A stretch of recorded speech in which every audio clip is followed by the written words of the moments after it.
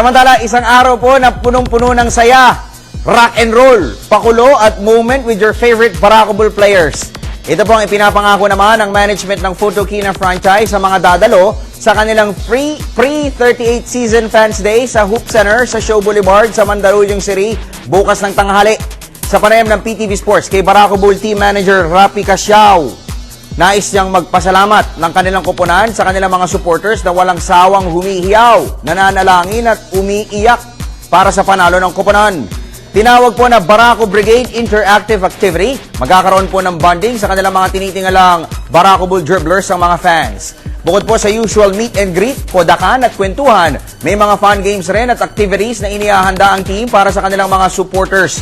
At bilang highlight po ng event, mamimigay po ng mga sapatos, game-worn jerseys, t-shirts, shorts at iba pang memorabilia ang Barako team. Bukod pa ho rito, magpapakita rin po ng galing sa isang maaksyong exhibition game sina Dynamite Danny Siegel, Ronald the Fearless Stubid, Mick the Slick Pinisi, Dog Mr. Double Kramer, The Energizer Sean Anthony at iba pang mga players ang koponan. Sa mga hindi ho nakakalam, yun pong Hoop Center, pagmamayari ho yan ni Coach Franz Pumarin, yan po yung nasa may Pure Gold sa may Show Boulevard. Kita-kita po tayo dyan bukas.